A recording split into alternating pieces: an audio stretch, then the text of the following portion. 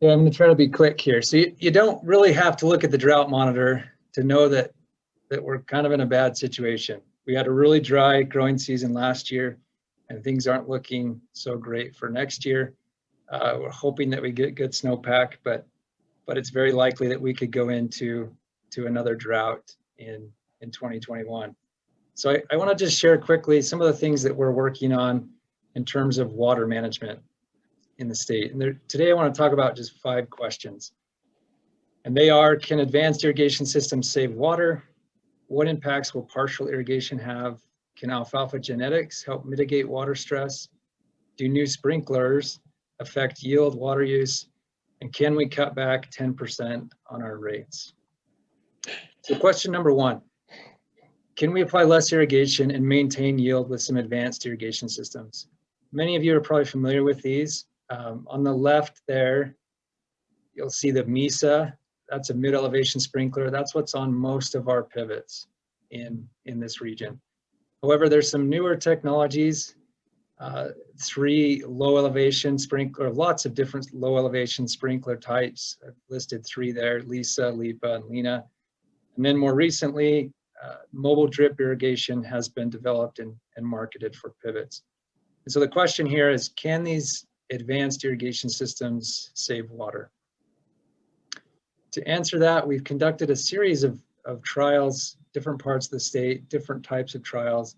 I'm going to share just a few of the results for alfalfa.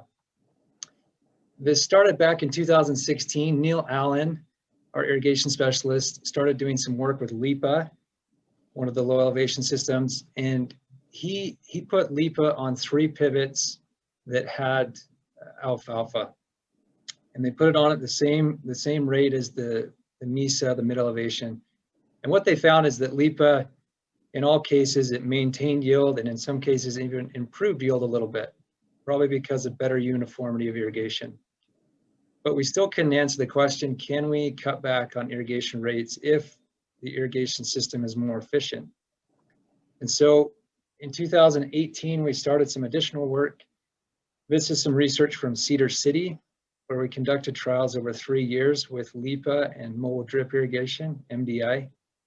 And what I'm showing here is everything relative to mid elevation sprinklers, MESA. So on the left there, you'll see the mid elevation is all at 100%. And then you'll quickly see that everything else is lower than 100%. And what that means is that in most cases, we could not maintain yield with these other systems, and especially when we reduced irrigation rates. So only in 1 year, 2018, did we maintain yield with Lipa, but that was at the same rate. It's a full 100% rate. And then in these other years, we saw reductions in yield when we applied less water.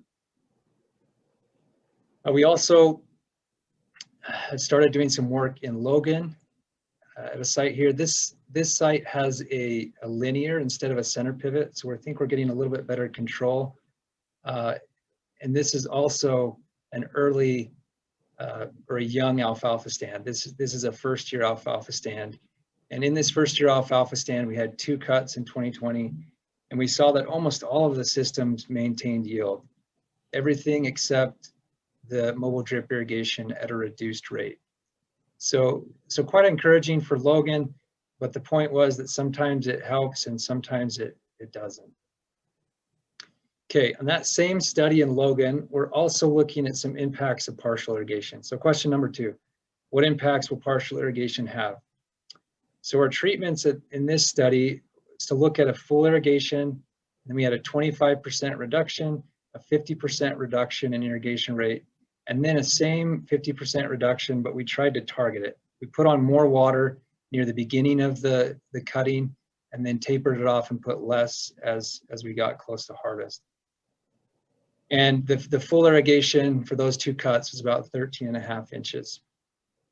So here's what we found. When we reduced the water by 25%, we saw about 20% less alfalfa yield.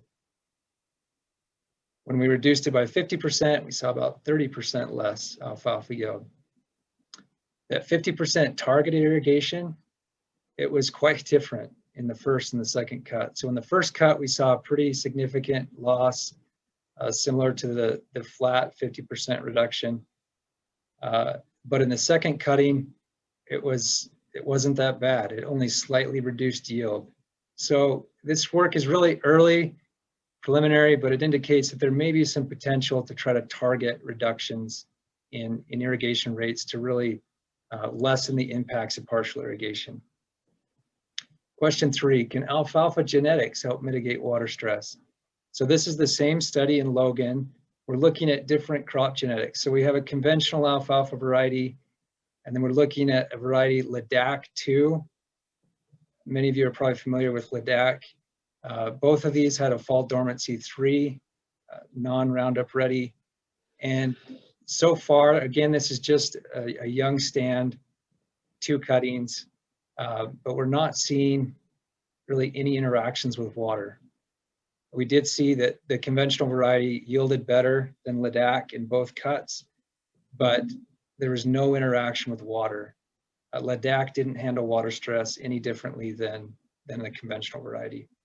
So not much promise here yet, but we're hoping that with time we see more interactions with water.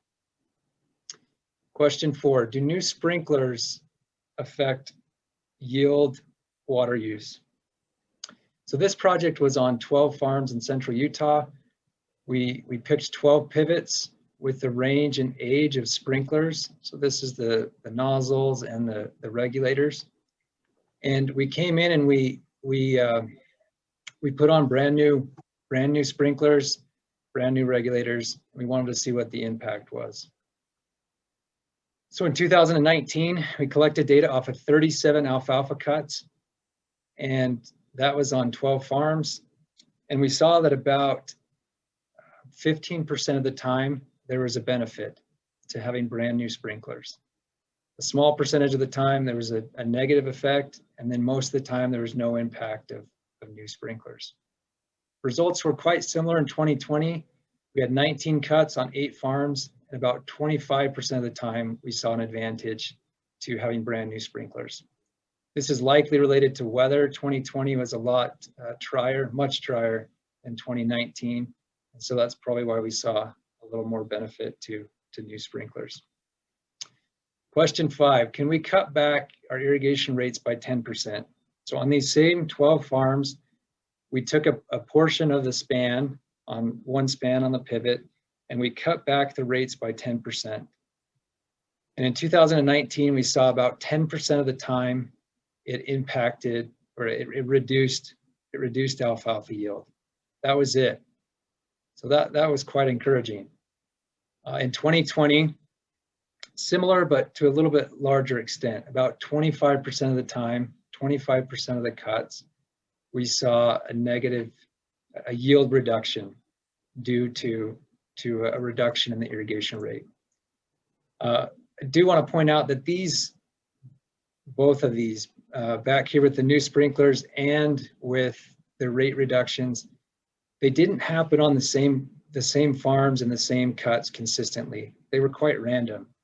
It was a cut here at this farm and a cut there at that farm. It didn't have consistent negative or positive effects on a particular farm. Okay, so in summary, can advanced systems save water? Sometimes. We're still trying to pinpoint when and where, but it's quite apparent that it really depends on your site and the conditions at your site. So be careful. If you're looking at these advanced systems, make sure you do a good job at assessing whether it's going to work.